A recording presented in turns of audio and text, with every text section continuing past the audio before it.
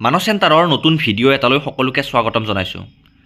তো মুখ্যমন্ত্ৰী ডক্টৰ হিমন্ত বিশ্ব শৰ্মাই অসমৰ মহিলাসকলৰ বাবে যিখন আঁচনি মুকলি কৰিছে, লাখপতি বাইদেউ যিখন আঁচনি, তো এই আঁচনিৰ প্ৰপত্ৰসমূহ জমা কৰাৰ তাৰিখ ঘোষণা কৰা হৈছে। তো আপোনালোকে গম পাইছে, মহিলাসকলে ইতিমধ্যে এই যিখন ফৰ্ম, লাখপতি বাইদেউৰ 10,000 টকাৰ যিখন ফৰ্ম, এই ফৰ্মখন সকলোৱে সংগ্ৰহ কৰিছে। তো ফৰ্মখন এতিয়া আপোনালোকে শুদ্ধকৈ ফিল আপ কৰি সেইখন জমা কৰিব লাগিব। তো জমা আপোনালোকে কৰিবৰ কাৰণে ইয়াত তাৰিখ দি দিয়া হৈছে, চাওক 3, 4 আৰু 5 মাৰ্চ তাৰিখে আপোনালোকে ফৰ্মখন জমা কৰিব লাগিব। তো এই নিৰ্দিষ্ট যি তাৰিখ ইয়াত দি দিয়া হৈছে, নিৰ্দিষ্ট তাৰিখত আপোনালোকে ফৰ্মখন জমা কৰিব লাগিব। ক'ত জমা কৰিব? তো ফৰ্মখন আপোনালোকে য'ৰ পৰা সংগ্ৰহ কৰিছিলে তাতে গৈ জমা কৰিব লাগিব। তো ইয়াত উল্লেখ কৰিছে যে আবেদনকাৰী নিকটৱৰ্তী আত্মসহায়ক গোটৰ গ্ৰাম্য সংগঠনত জমা কৰিব পাৰিব, নাইবা মণ্ডল পৰ্যায়ৰ কাৰ্যালয়, নাইবা সংশ্লিষ্ট খণ্ড উন্নয়ন বিষয়াৰ কাৰ্যালয়ত আপোনালোকে ফৰ্মখন গৈ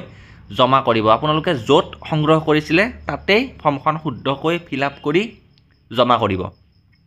তো ফৰ্মখন আপোনালোকে জমা কৰাৰ আগত কেইটামান কথা মনত ৰাখিব যে ফৰ্মখনত যিখিনি তথ্য বিচৰা হৈছে সকলোখিনি তথ্য আপোনালোকে শুদ্ধকৈ দিব আৰু ফৰ্মখন সম্পূৰ্ণ ফিল আপ কৰিব। আপুনি যিখিনি দিয়া হৈছে তাত যিখিনি আপোনালোকৰ তথ্য বিচৰা হৈছে গোটেইখিনি সম্পূৰ্ণ শুদ্ধকৈ লিখিহে আপোনালোকে ফৰ্মখন জমা কৰিব। যদি আপোনালোকে কিবা ভুল কৰে তেন্তে কিন্তু আপোনাৰ নাম এই স্কিমৰ পৰা বাদ পৰি যাব আৰু তেতিয়া আপুনি এই 10,000 টকাটো নাপাব।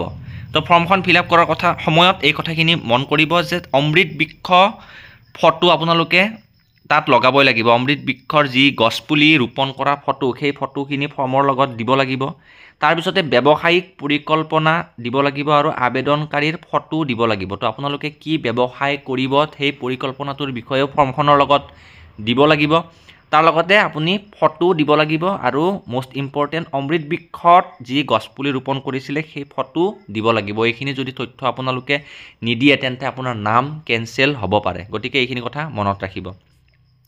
অসম্পূৰ্ণ প্ৰপত্ৰ কিন্তু গ্ৰহণ নকৰে। অসম্পূৰ্ণ মাত্ৰে আপুনি যদি কিবা ফিল আপ কৰাত ভুল কৰে বা কিবা যদি ৰৈ যায় তেন্তে কিন্তু আপোনাৰ প্ৰপত্ৰখন কেঞ্চেল হ'ব। তো এইখিনি কথা খুব বেছি মনত ৰাখিব আৰু প্ৰপত্ৰখন আপোনালোকে কোনোবা জনা মানুহৰ ওচৰত শুদ্ধকৈ ফিল আপ কৰিব। আৰু যদিহে সহায় লাগে তেন্তে কমেণ্ট কৰিব, মই কমেণ্ট বক্সত কমেণ্ট কৰিলে আপোনালোকক মই প্ৰপত্ৰখন কিদৰে ফিল আপ কৰিব লাগে তাৰ ওপৰত এটা ভিডিঅ' দি দিম।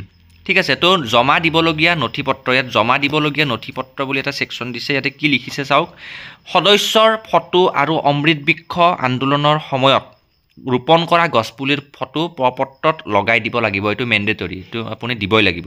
তাৰপিছতে ব্যৱসায়িক পৰিকল্পনা আৰু বেংক পাছবুকৰ প্ৰথম পৃষ্ঠাৰ প্ৰতিলিপি প্ৰপত্ৰৰ লগত গাঁঠি দিব লাগিব।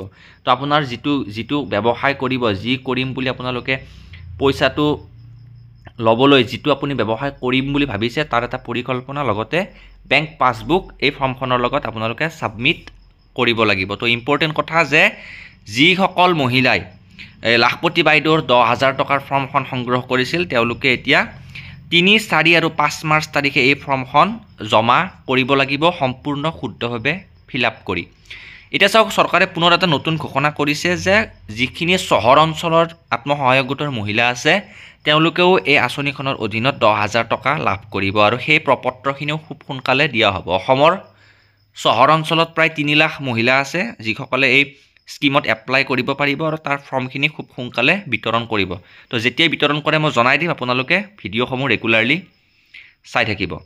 তো আৰু যদি আপোনালোকে ফৰ্মখন ফিল আপ কৰাত কিবা অসুবিধা পায়, সহায় যদি লাগে, তেতিয়াহ'লে আপোনালোকে জীৱিকা সখী, পশু সখী, কৃষি সখী আদি সখী বাইদেউসকলে আপোনালোকক সহায় কৰিব। তো আপোনাৰ গাঁৱত যিসকলে সখী বাইদেউ আছে তেওঁলোকৰ সৈতে যোগাযোগ কৰিব, তেওঁলোকে আপোনালোকক ফৰ্মখন কিদৰে ফিল আপ কৰিব লাগে সেইটো জনাই দিব। বা আপোনালোকে যদি কিবা সহায় বিচাৰে কমেণ্ট বক্সত কমেণ্ট কৰিব পাৰে, মই আপোনালোকক সেইখিনি সহায় কৰিবলৈ চেষ্টা কৰিম। তো ভিডিঅ'টোত ইমানখিনিয়ে, এটা নতুন আপডেট জনালোঁ। যদি ভাল পালে তেন্তে লাইক কৰিব আৰু আহিবলগীয়া নতুন আপডেটছসমূহৰ বাবে চেনেলটো ছাবস্ক্ৰাইব কৰি ৰাখিবলৈ নাপাহৰিব।